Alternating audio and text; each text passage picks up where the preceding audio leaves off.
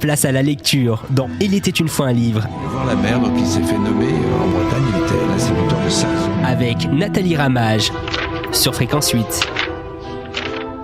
Bonjour à tous. Il était une fois un livre retrouve cette semaine Philippe Gérin pour parler autour de son livre Les Voyages de Comca, édité chez Gaïa. Bonjour Philippe Gérin. Bonjour. Donc, votre livre, comme on le disait depuis le début, a 3 parties qui correspondent à 3 destinations, qui sont quand même des destinations vues d'ici quand même très très exotiques. Donc la première, on a dit, c'était ces îles norvégiennes, là, tout en haut, mais vraiment tout au nord de la Norvège.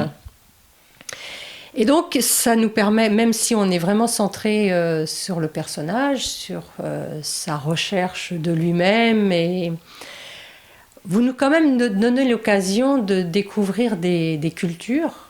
Même le lac Baïkal, c'est pareil. Vous nous donnez des informations sur les lieux, mais aussi sur les mentalités, Et alors moi j'ai découvert une chose, parce que c'est un lieu que je ne connais pas. Nous on a des chiens pour garder les troupeaux. Et là-bas ils ont des lamas. Alors, et je ne voyais pas du tout, j'imaginais pas du tout que le lama pouvait être un gardien de troupeau. Moi je n'imagine pas du tout qu'il y ait des lamas en Norvège. En fait.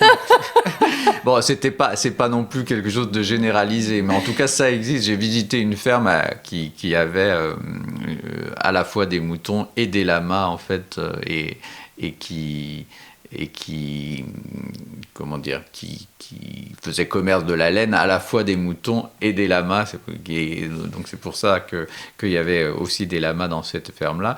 Et effectivement, c'est des animaux qui dans un troupeau, en fait, prennent un peu une fonction de gardien du troupeau. Donc c'était assez rigolo à voir. Mais voilà, c'est loin de moi de dire que la Norvège est un pays avec plein de lamas. C'était cette ferme-là que j'ai moi-même vue. C'est pour ça que j'ai repris, parce que ça m'avait aussi beaucoup interpellé, et que j'ai repris cette idée-là dans le livre, que Comca va se trouver à un moment donné à vivre dans une ferme de ce type-là.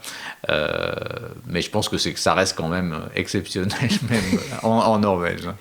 Même dans ces îles-là. Oui, c'était pas généralisé. En fait, c'était cette ferme-là qui s'était un peu spécialisée. Ils avaient détourné le rôle du lama, quoi. Oui, enfin, il l'utilisait pour la laine d'abord, et puis il se trouve que dans le troupeau, il avait un peu ce rôle-là. Oui.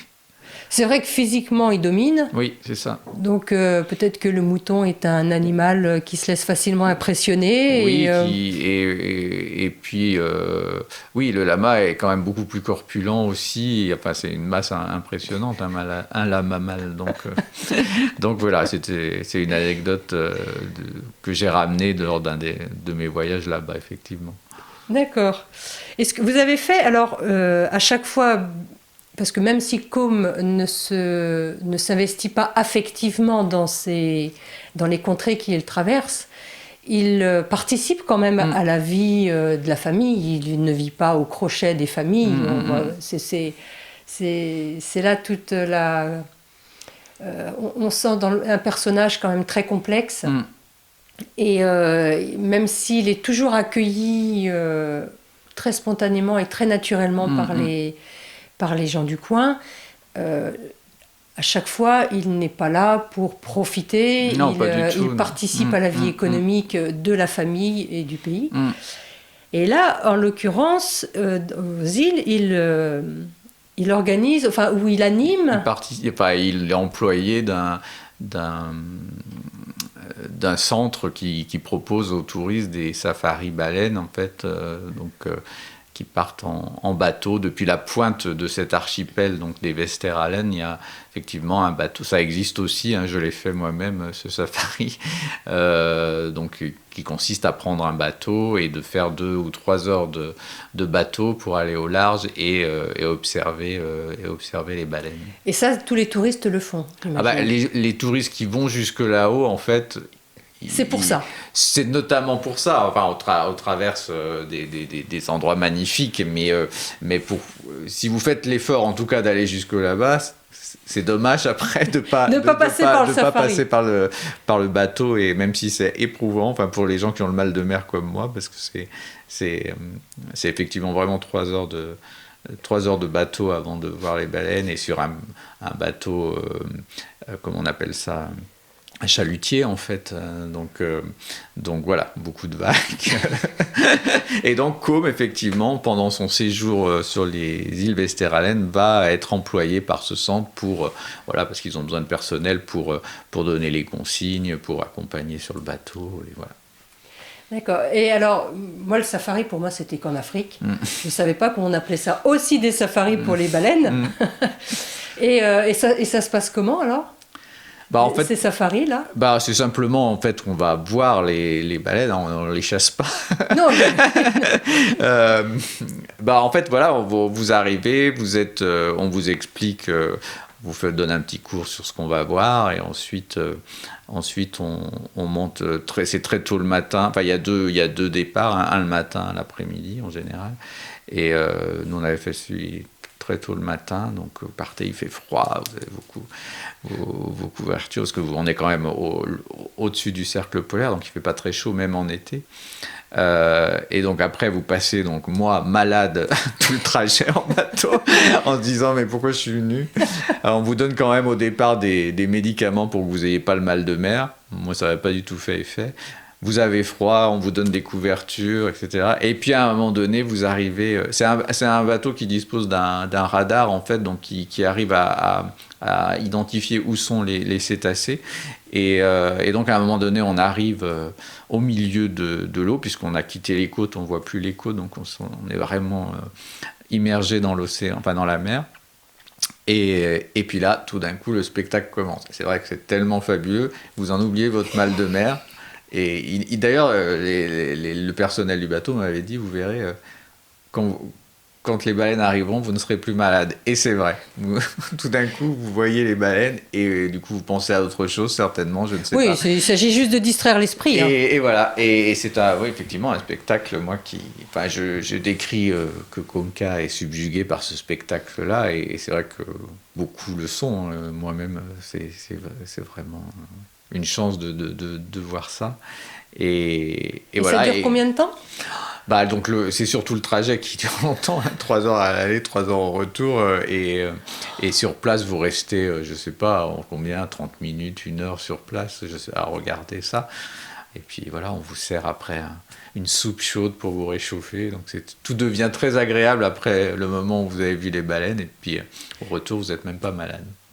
Ah oui, il n'y a pas moi, le retour. Moi, j'ai pas été malade au retour. Vacciné, quoi. Voilà, immunisé. Bon, en tous les cas, lui, il profite de ce spectacle tous les jours, puisqu'il travaille dans ce centre. Il accompagne les groupes, oui. Mais malgré tout, ça ne le fait pas rester. Non, ça ne le fait pas rester. Les personnes du lieu non plus, qui pourtant sont très attachées à lui, il finit par repartir. Mais il part parce qu'à un moment, il y a un événement tellement fort qu'il le projette tellement dans sa propre histoire qu'il peut pas, à nouveau, il peut pas rester. Il est obligé de quitter. Voilà. Et donc là, il part un matin, pareil, toujours dans les mêmes conditions, de manière très mystérieuse, sans dire un mot, il part. Et il part sur les rives du lac Baïkal. Donc on ne sait pas trop quel moyen de transport il utilise. Là-dessus, on le retrouve juste... parce que ça représente quand même quelques centaines de kilomètres entre les deux, j'imagine. Ah oui, quelques milliers de kilomètres, oui. Et puis on ne sait pas non plus combien de temps se passe, et peut-être qu'il y a eu des étapes entre les deux lieux. L'histoire, c'était vraiment de le trouver à 3 moments de sa vie. Peut-être qu'il y a eu... l'écriture nous permet d'étirer le temps, de le rétrécir. Là, il y a une grosse ellipse à chaque fois entre chaque parti. Enfin, on sait quand même qu'il a à un moment pris, pour arriver jusqu'au rive du lac Baïkal, qu'il a pris le transsibérien, parce qu'à un moment, on y fait référence, il raconte un peu comment s'était passé ce trajet-là. Donc voilà, on sait qu'à un moment donné, il se trouve dans le train entre Moscou et le lac Baïkal et qu'il s'arrête au lac Baïkal. Mais voilà, c'est tout ce qu'on sait en fait. Ouais. Parce que le voyage pourrait faire partie aussi de d'une résolution pour lui. Un voyage, c'est comme vous dites, c'est un voyage intérieur. Et ça pourrait aussi en faire partie. Mais bon, là, c'est un choix de l'auteur. Oui, c'est un choix aussi de structure du récit. Mais oui, mais je pense que aussi tout le voyage, parce que tout ce voyage-là pour lui se déroule sur 10 années en fait, puisque son frère part 10 ans après. Oui. Donc le temps est vraiment long pour lui. C'est pour ça que nous on le voit à 3 moments, quelques mois à 3 moments en fait. Et mais on sait même pas combien de temps il reste à chaque fois. Ouais, finalement. on sait pas exactement. Non, il n'y a jamais de borne temporelle précise de mise, même si on sait que lac Baïkal, il y arrive à la fin de l'hiver et puis il va repartir à la fin de l'été à peu près.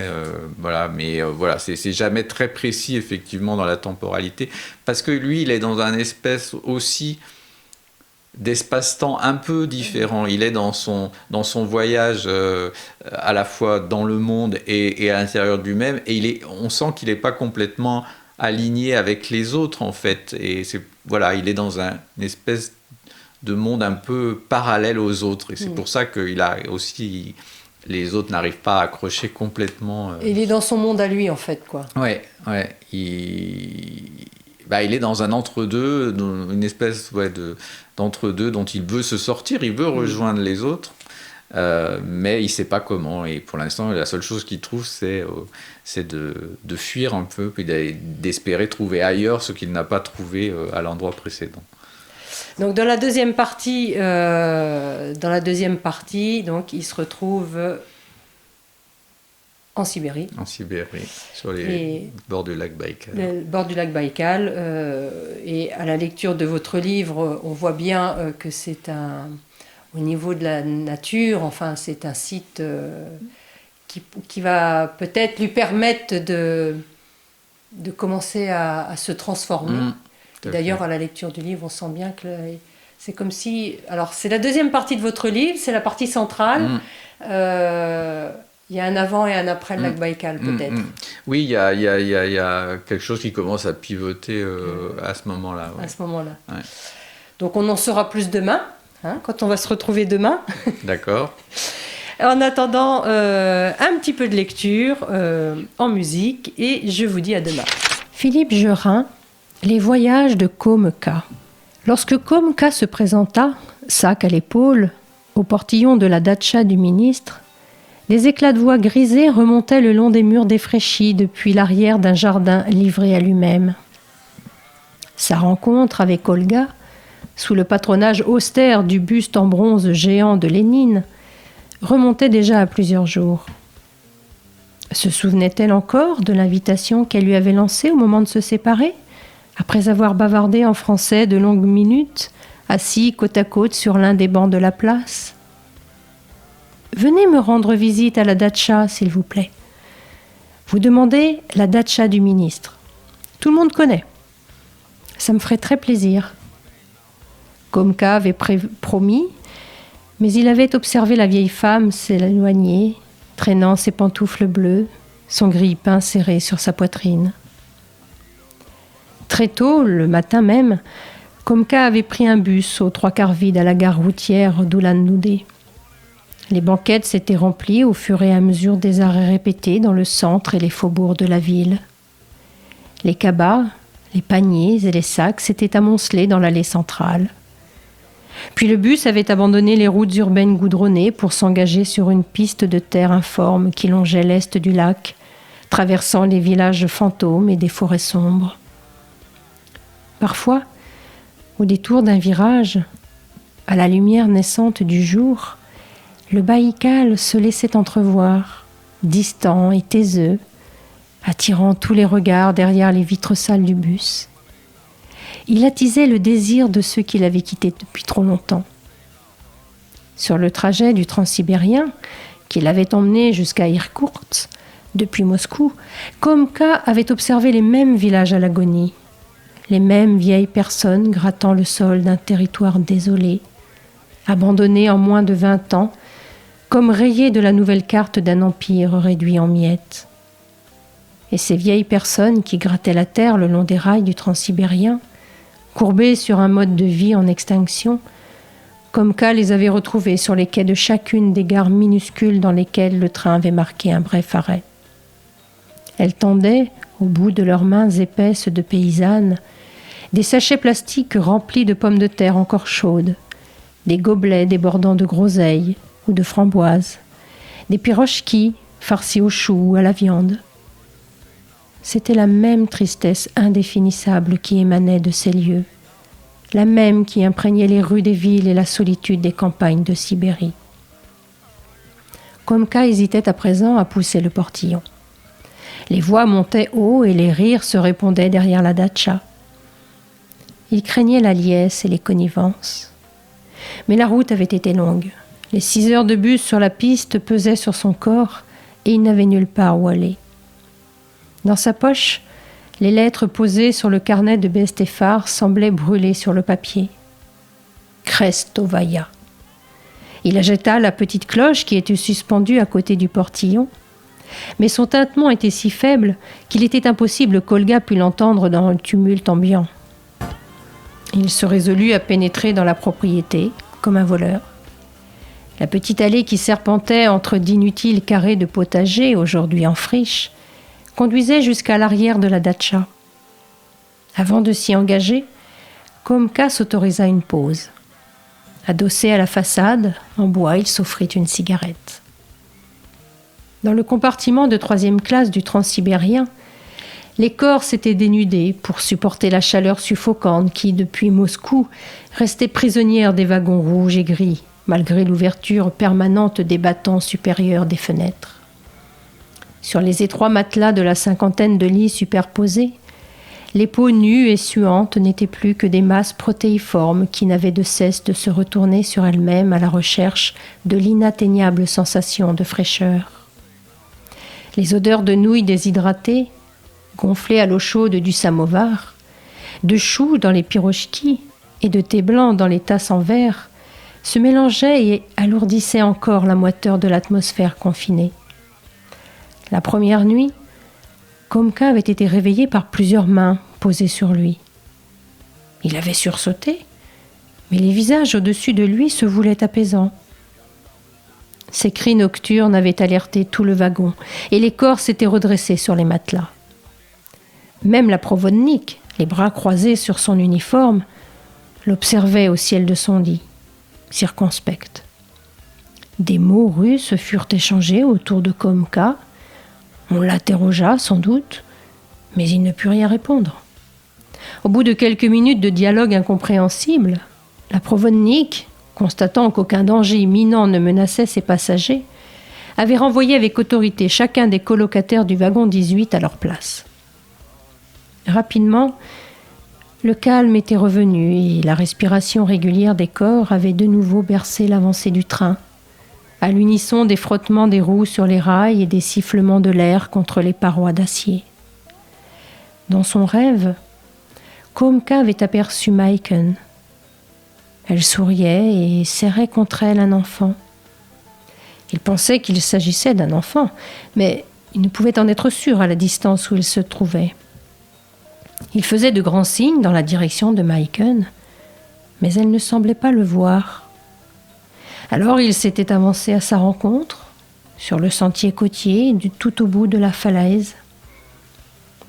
En se rapprochant, les contours de la silhouette de Maiken devenaient incertains, à l'inverse du corps minuscule de l'enfant qui, lui, s'incarnait, esquissant des formes toujours plus précises. Et lorsqu'enfin il s'était trouvé tout près d'eux, Maiken n'était plus qu'un mirage insaisissable, et le corps de l'enfant, détaché de son sein, semblait flotter en apesanteur dans des tissus froissés, soulevés par le vent.